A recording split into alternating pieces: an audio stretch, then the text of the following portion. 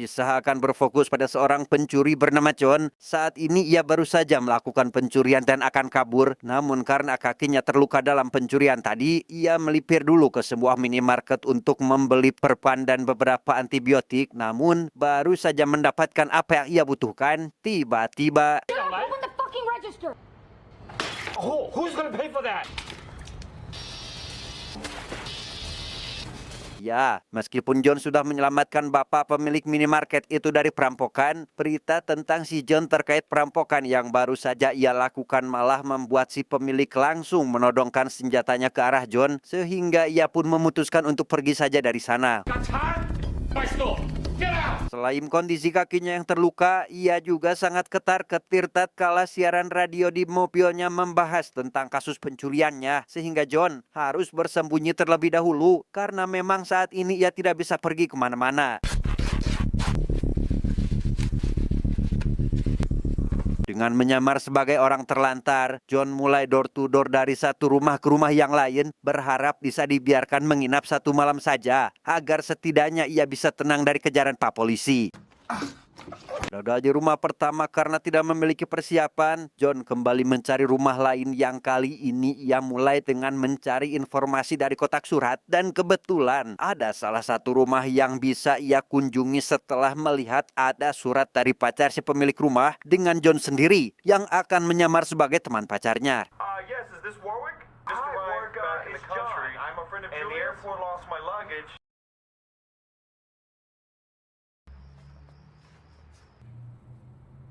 Siapa sangka alasan itu berhasil membuat John bisa masuk ke dalam rumah milik mas-mas bersulah bernama Wilson. Sebagai teman pacarnya yang mendapat musibah di sini, tentu saja Wilson menerimanya dengan baik, bahkan sampai menawarinya menginap. Sehingga John yang merasa jika tipu muslihatnya berhasil pun memutuskan untuk sekalian bermalam saja di rumah ini.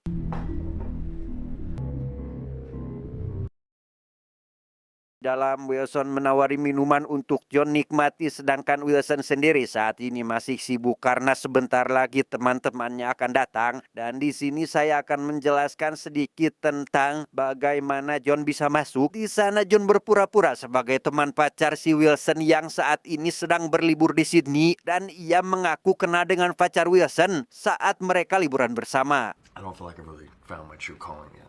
Dengan alasan jika dirinya kerampokan ketika berada di bandara, ia tidak punya tempat lagi untuk tinggal dan memilih untuk datang ke rumah Wilson saja, yang notabene adalah pacar sahabatnya. Dan karena Wilson sangat menyayangi pacarnya pun, ia langsung menganggap jika John ini adalah keluarganya dan tidak akan menganggapnya sebagai orang asing di rumah ini. No, I couldn't. Meski persiapan belum selesai, Wilson menyempatkan diri untuk bersantai sambil bercerita tentang kejadian yang saat ini John alami, dan saking ingin membantunya, Wilson sampai menghubungi pihak bandara untuk membantunya mencari di mana barang-barang John saat ini berada. Qantas. Can you give me Qantas lost luggage at LAX, please? What's your last name? John Jones. Jones. Sempat ketar-ketir lantaran kebohongannya takut terbongkar, John mencoba tetap bertahan dengan sandiwaranya, dan beruntung pihak bandara meminta waktu sekitar 1 jam untuk mengecek kembali apakah barang-barang milik John masih berada di sana. Why don't you stay for dinner? I think that's a great idea. Thank you. Merasa tidak ada yang bisa Wilson lakukan untuk membantu John yang malang, ia kembali bersiap sebelum tamunya datang, sehingga John memanfaatkan waktu yang singkat tersebut untuk mengambil beberapa uang milik Wilson dan kembali minum agar dirinya bisa lebih santai.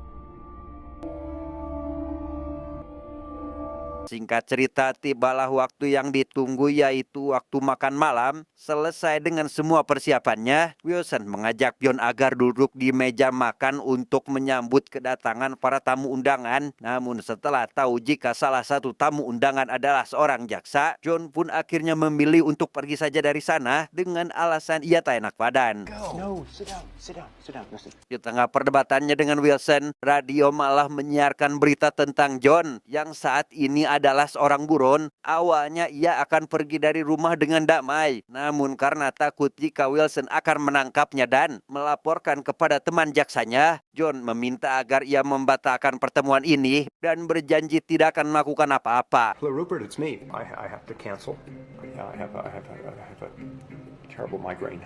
Melihat kaki John terluka, Wilson segera membawa handuk dan langsung membasahinya, mengira akan membantu membersihkan kaki si John. Ia ternyata malah kegeeran karena ternyata Wilson hanya membersihkan lantai kotor bekas kaki si John tersebut. Meski sudah dikasari oleh John, Wilson tetap sabar dan mencoba untuk menasihati John agar tidak melakukan tindakan tercela seperti ini. Bukan apa-apa, banyak cara menghasilkan uang dengan jalan yang halalan toyiban, bukan mencuri seperti sekarang ini. Namun bukannya menerima nasihat tersebut, John malah mengancam akan menghabisinya. Ia kemudian duduk sambil melihat Wilson kembali mengelap lantai bekas pijakan si John.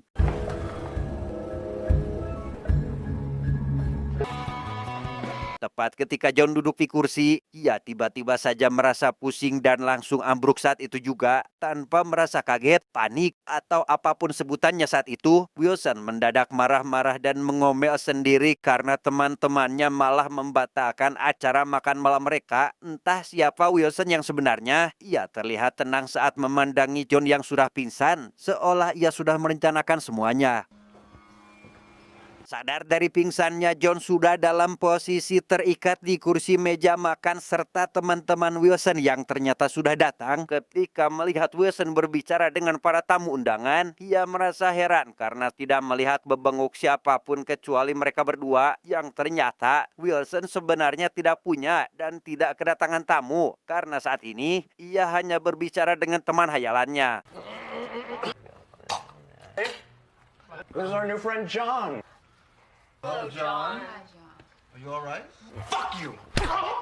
Melihat ada pecahan piring di atas meja, John mencoba untuk meraihnya agar ia gunakan sebagai alat supaya bisa memutuskan tali yang mengikat tangannya. Dan saat Wilson pergi mengambil album foto ke belakang, John pun akhirnya memiliki waktu untuk melepaskan diri. Namun setelah berhasil lolos dan hendak akan mengambil pisau, ia malah tak sengaja mendupak kursi tamu sehingga Oh, God. Okay.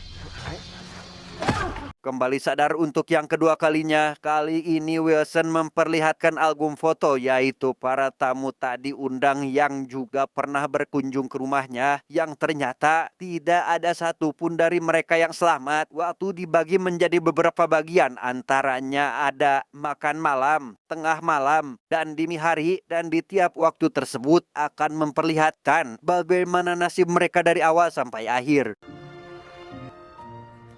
Melihat hampir tengah malam, John mencoba untuk memikirkan cara melarikan diri, takut kalau ia akan menjadi korban selanjutnya. Dan untuk permulaan, ia mencoba untuk tetap tenang dan mengikuti alur permainan Wilson. Sehingga karena hal tersebut, Wilson jadi memiliki waktu untuk berbincang dengan teman hayalannya dan mulai melupakan John sedikit demi sedikit. I can't speak for everyone here, but I'm having a great time. Oh, I've forgotten myself. Jika waktu menunjukkan pukul 8 malam, Wilson membawa John pergi ke teater mini miliknya untuk diperlihatkan sebuah video dokumenter yang sengaja dibuat khusus untuk menghancurkan mental penontonnya itu sendiri. Berisi adegan Wilson saat dirinya dengan sengaja menyakiti dirinya sendiri dengan pisau. Meski agak ngilu jika dilihat langsung, namun Wilson amat menyukai setiap adegan di video tersebut.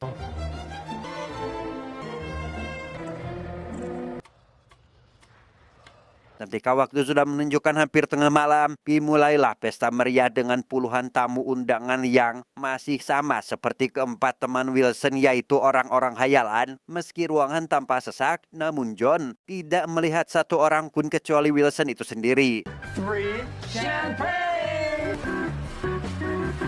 Setelah melakukan sesi foto bersama, John meminta Wilson untuk dirinya agar bisa diajak berpesta dengan meminum sebuah cairan berwarna biru muda. John pun akhirnya resmi menjadi salah satu peserta dan mulai oleng dengan Wilson yang terus memapah John agar ia bisa ikut berpesta semalaman. Pesta pun akhirnya usai dengan John yang masih dalam kondisi setengah sadar akibat terlalu mabuk. Melihat tetangga dari kolam, John berusaha meminta tolong agar bisa mengeluarkannya dari rumah ini. Yang ketika si tetangga datang, Wilson yang tidak ingin kegiatannya terbongkar pun langsung memasangkan sebuah topeng kuda di kepala John dan menjelaskan pada si tetangga jika saat ini mereka berdua sedang berpesta.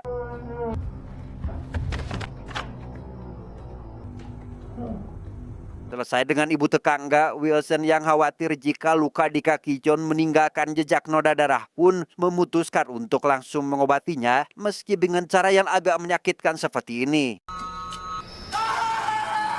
Sadar dari pingsannya akibat kesakitan setelah diobati oleh Wilson, wajah John kini sudah dipenuhi luka yang entah diapakan oleh Wilson sampai bisa seperti ini. Tidak marah-marah seperti sebelumnya, kali ini John berbicara lebih lembut sambil memohon agar dilepaskan, dan karena saat ini Wilson sedang bermain catur, John akhirnya mempertaruhkan dirinya sendiri dalam permainan tersebut. Ia akan melawan Wilson, yang jika menang, maka ia meminta agar Wilson melepaskannya, dan jika kalah, maka Wilson berhak melakukan apapun yang dia inginkan terhadap si John ini. Please let me go. But you've only got yourself to blame. Sebelum permainan dimulai, Wilson terlebih dahulu menulis surat untuk dirinya sendiri yang seolah dikirimkan oleh pacarnya dari Bangkok, sehingga John akhirnya paham jika sejak awal ia sudah terjebak dalam permainan Wilson. Setiap orang yang ada di rumah serta penulis surat yang ada di kotak surat pun ternyata adalah Wilson itu sendiri. Queen to G6. Checkmate. Entah siapa John ini, ia dengan mudah mengalahkan Wilson dan langsung dilepaskan saat itu juga. Namun ketika selangkah lagi bisa keluar dari rumah, Wilson mulai memprovokasinya dengan mengatakan jika John adalah orang yang tidak berguna. Sehingga John yang kesal pun memilih untuk putar arah dan mengambil sebuah pisau yang akan ia gunakan untuk menghabisi Wilson. John, stop, please. Take away my dignity? But it's true. Bodoh, sungguh bodoh. Hanya dengan provokasi kecil saja, John harus menanggung akibatnya karena ia harus kembali terjatuh dalam genggaman si Wilson dengan kembali diikat untuk nantinya akan dihabisi. Kondisi John terkini adalah ia terbaring di bak mandi dengan kondisi terikat seperti sebelumnya sambil melihat gerakan aneh seorang Wilson yang ternyata sedang melakukan hal tak senonoh dengan wanita hayalannya. Atau bisa dibilang saat ini ia sedang memperkosa angin tepat di depan mata kepala John sendiri. Di kantor polisi terlihat seorang detektif bernama Morton baru saja mendapat laporan terkait perampokan di sebuah bank oleh seorang pria tidak lain adalah John, di mana si John ini diduga berkoalisi dengan pacarnya yaitu teller di bank tersebut yang membuat perampokannya berjalan sangat lancar. Whatever they had, we got downstairs. Pagi harinya, Morton mendatangi rumah Wilson yang ternyata Wilson ini sebenarnya adalah atasan Morton. Datang untuk melaporkan terkait perampokan yang telah dilakukan oleh John atau orang yang diayam-ayami olehnya semalaman. Dan yang menjadi pertanyaannya sekarang adalah di mana saat ini John berada. This is 3 weeks before the robbery. Dengan sebuah rekaman CCTV, Morton menjelaskan jika skema perampokan ini adalah John bertugas untuk menjemput uang yang telah dipersiapkan oleh pacarnya bernama Simon tidak pakai tok. Setelah perampokan selesai, Simon akan berperan sebagai korban dengan John sebagai tersangkanya. Sementara polisi sibuk mencari di mana John berada, Simon akan tetap aman dengan uang hasil rampokan yang dia simpan di rumahnya. Meski belum mengetahui di mana saat ini John berada, namun Morton sudah menempatkan beberapa anak buahnya untuk tetap mengawasi Simon dari kejauhan, sehingga mereka berharap jika nanti John dan Simon bertemu, mereka bisa langsung menangkap keduanya. Yeah, Valdez is taking out her place. Di tempat lain, lebih tepatnya di pinggir jalan, kita akhirnya tahu apa yang sebenarnya terjadi dengan John, yaitu dibuang di tempat sampah. Namun ajaibnya luka yang ia dapat seolah bukanlah apa-apa karena ternyata Ya, rupanya itu adalah luka palsu yang sengaja dipasang oleh Wilson untuk memuaskan hasrat psikopatnya yang masih dalam tahap belajar. Daripada membunuh, lebih baik dipasangi lapisan kulit palsu agar seolah ia sudah melukai korban tapi hanya bohongan. Dan disinilah terungkap sebuah fakta bahwa memang benar John dan Simon adalah pelaku perampokan di bank, di mana mereka adalah pasangan baru dengan John yang masih cinta-cintanya dengan sosok sang pacar. Mengetahui jika Simon sakit parah namun tidak punya uang untuk berobat, John pun akhirnya menyarankan untuk merampok bank tempat Simon bekerja, yang nantinya Simon akan melemparkan kesalahannya kepada John, sehingga ketika polisi sibuk mencari di mana John berada, Simon akan tetap aman dengan uang hasil rampokannya. Nice try. You can get that in. John pergi ke salah satu tempat renta mobil untuk mengetahui apakah Simon atau sang pacar sudah memesan kendaraan untuk mereka atau belum, karena ternyata tepat hari ini jam 9 pagi mereka berencana untuk kabur ke tempat lain demi bisa hidup bahagia dengan uang hasil rampokannya tersebut. Demi meyakinkan dirinya apakah Simon berniat tulas atau tidak, John akhirnya menghubungi satu persatu rental mobil dengan menggunakan telepon umum. Setelah sekian banyak yang ia hubungi, ternyata ada satu rental dengan Simon sebagai pemesannya jam 8 pagi. Yang itu berarti Simon akan kabur dengan membawa uang itu sendirian. It's gonna be okay. Setelah tahu lokasi di mana dan jenis mobil apa yang akan Simon gunakan, John pun lantas pergi ke tempat itu tepat sebelum Simon sampai. Namun tanpa mereka berdua sadari adalah Wilson CS sudah berada di bawah, yang tentunya untuk menangkap mereka berdua.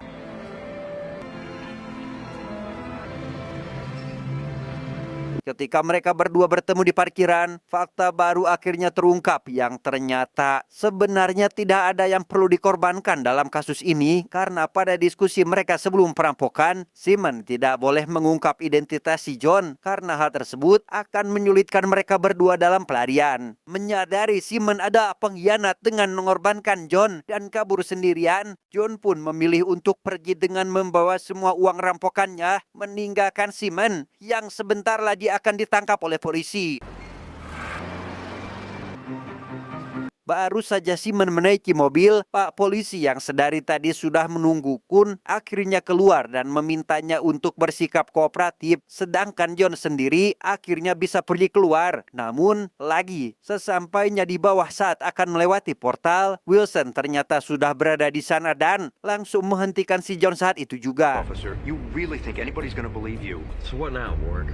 Sadar jika Wilson ini adalah seorang aparat, Wilson akhirnya memberikan uang rampokan tersebut kepadanya, yang karena kasihan dengan John, Wilson memberikan sedikit uangnya kepada John untuk nanti saat John melarikan diri.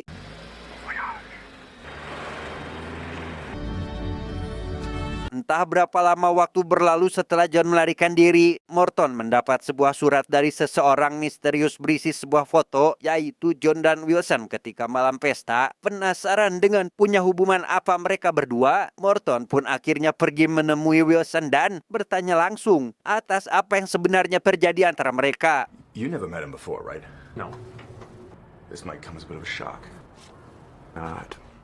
Tidak ingin panjang lebar di kantor, Wilson akhirnya mengajak Morton untuk makan malam di rumahnya, sekaligus menjelaskan semua yang menjadi pertanyaan Morton, entah apa yang akan terjadi nanti malam, apakah kejadian kemarin akan terulang atau tidak. Entahlah, namun dari senyumannya, Wilson seolah memiliki rencana terselubung yang entah apa itu. Tamat, endingnya sangat membagongkan.